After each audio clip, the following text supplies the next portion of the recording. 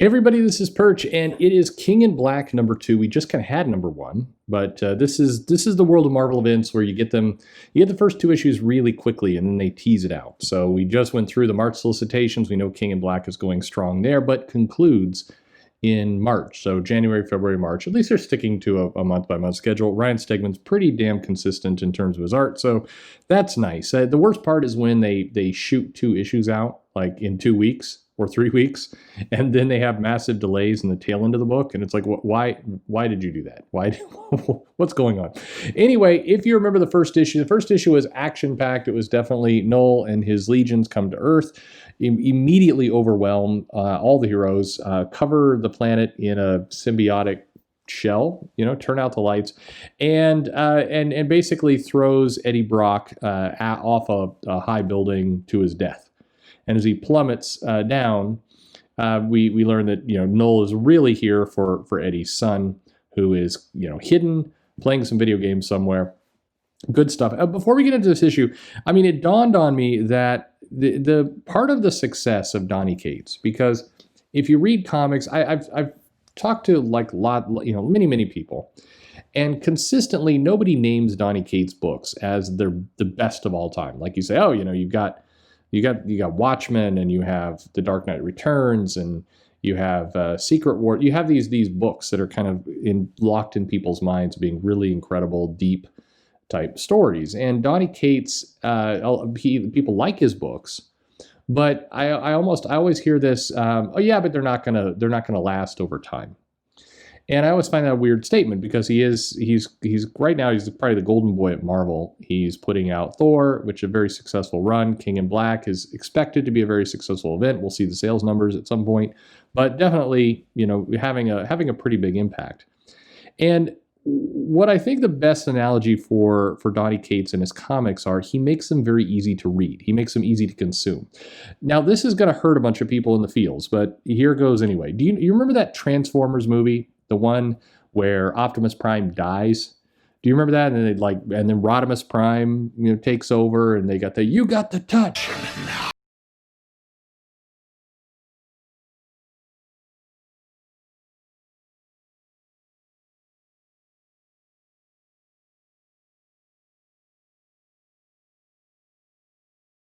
Watching that and being like, whoa, holy crap, this is a great movie. Like, there's a cartoon movie, but it's grown up. It's like, it's a more serious Transformers as I've grown up and the movie's grown up, and this is like an epic cartoon. Lots of big beats. We kill off Optimus Prime, and then there's this huge planet-eating thing coming, and Megatron gets transformed to Galvatron, and Unicron, all this kind of stuff. Very, very big, huge deaths are happening, and transformations are happening, everything else. And I have really fond memories of it. Like, wow, this is amazing. I'll bet a lot of you do too. I rewatched it recently, like about a year ago. And I'm like, oh, this thing was designed to sell toys. It's still fine, but like it was definitely, when you look at it with a different eye, it's like, oh, there's not a lot of depth here, really. I mean, it's kind of people move from point A to point B to point C, and they kind of set this up, but it's very easy to consume. For just coming in, kind of watching it, it's a very, very solid movie, but not a deep movie. You're not going to say, well, this had like the kind of the for me, I like Unbreakable as a superhero movie. It's like, oh, it doesn't have the deep twist and the character development.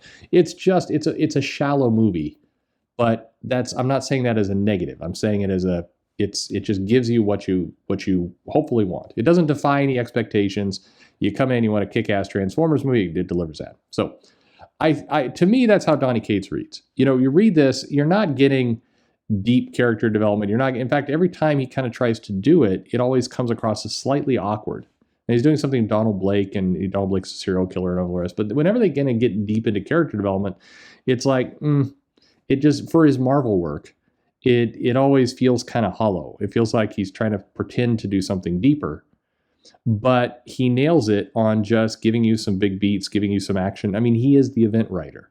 I mean, this everything he's done with King in Black and everything, he's made to do events. It's not meant to be deep. It's meant to give you some big, flashy, badass moments and characters blowing up and shock deaths and all the rest. That's what it's designed to do. And you compare it to like what they did with Empire and other stuff, where it's like, oh, let's, we got the plant creatures invading, but let's take a moment to kind of investigate the deeper roots in humanity. And it's like, no.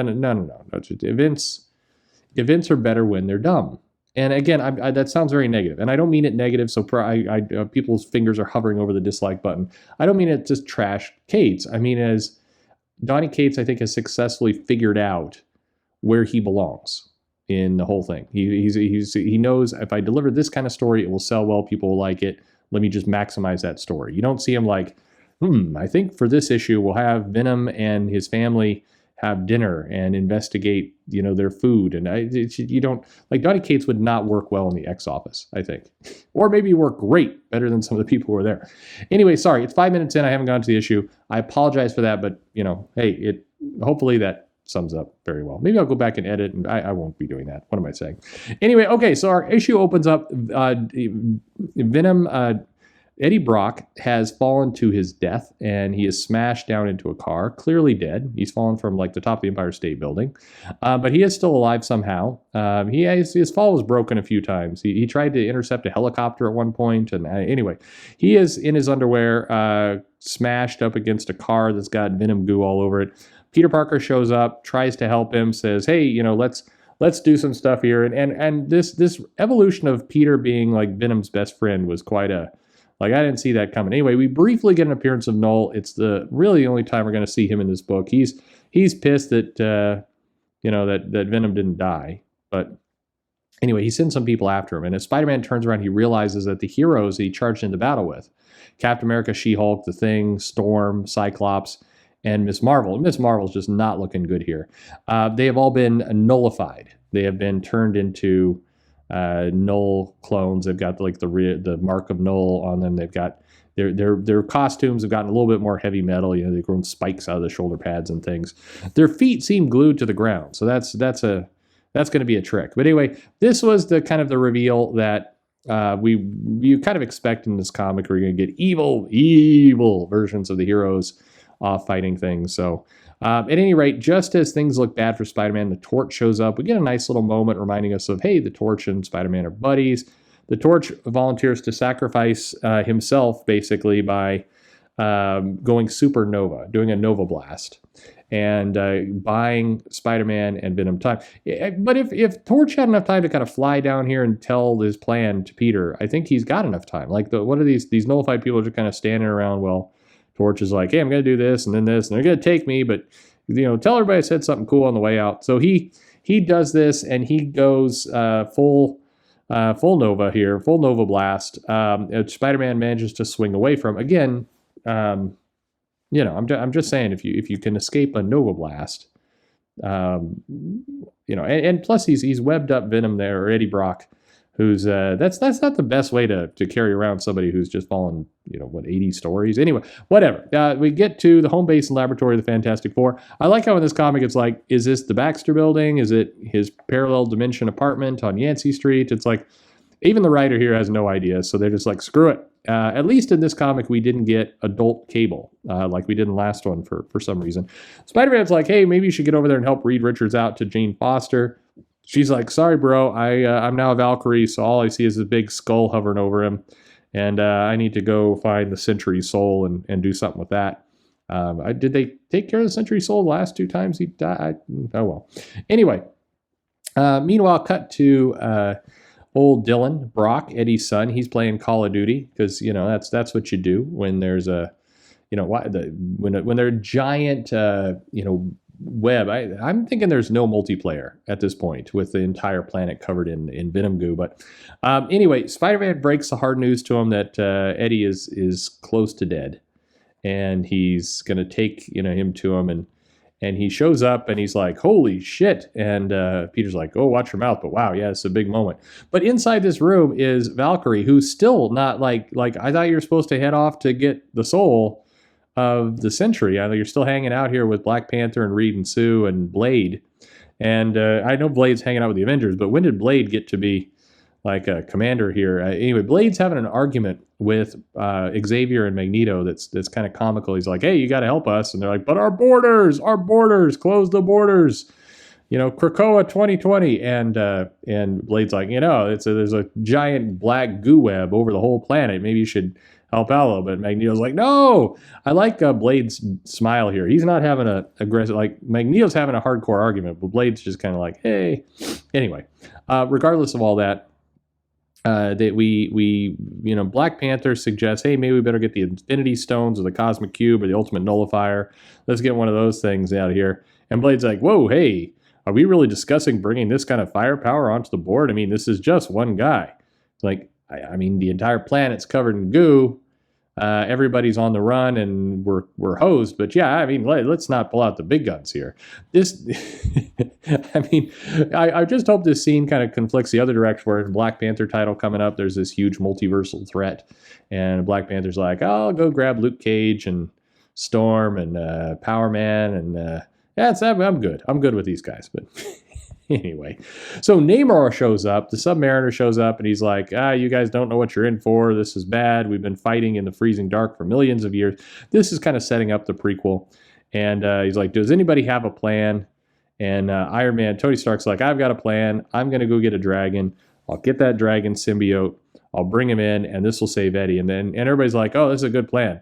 Except Namor, who's probably thinking, I'm talking about saving the whole planet. When I said we need a plan, it wasn't, how do we save Eddie? It was, the entire planet's kind of hosed here, but okay, you can go get your dragon. That's cool. But anyway, they briefly mention that, hey, your cat is a symbiote, but, the dragons are stronger and we should go get it. And can Iron Man go get a dragon? So he heads off to go get a symbiote dragon. And meanwhile, you see this plan kind of heading into motion. Namor, the Submariner, heads down to go talk to the Trench. Oh, sorry, that's Aquaman. This is the Black Tide, and he's going to try and go enlist that help, an army that can fight in the dark. Blade heads off to the Ukraine to talk to Dracula and enlist his help. And for some reason, Wilson Fisk shows up at the bar with no name, like, hey, who wants to make some money? He's going to form the Thunderbolts. So this double page spread here is really just setting up all these tie-ins. Meanwhile, Iron Man shows up, finds a dragon, injects it with Extremis. Cool. So he gets a lot of stuff. The dragon immediately goes, I guess the noise people made when Trump won, he immediately goes really loud. And but in doing so, Tony Stark gets slightly nullified. I mean, there's some Knull influence coming in there. It's made his armor goo-like. He's gone from the nice red and gold to kind of black and gold with weird veins and stuff. He looks like I'm not going to say what he looks like, but it's not for children. At any rate, he gets it though. And Knull is about to overwhelm his programming because I'm not sure how that works exactly, but that's all right. Iron Man's got this dragon goo in a jar. He pours it onto Eddie. But it does not work. Something is weird. It does not sever the connection. And Dylan, who's kind of just ticked at all this, says, got enough of this. I said move. And he uses his wham powers and blasts the symbiote kind of away. All right.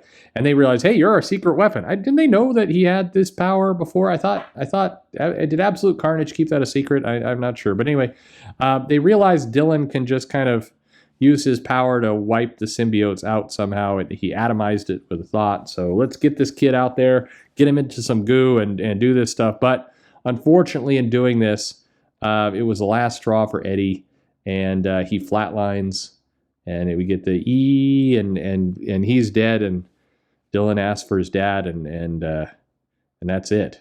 So Eddie Brock's dead. He's not, but he's dead now. So, at any rate, that's where we go.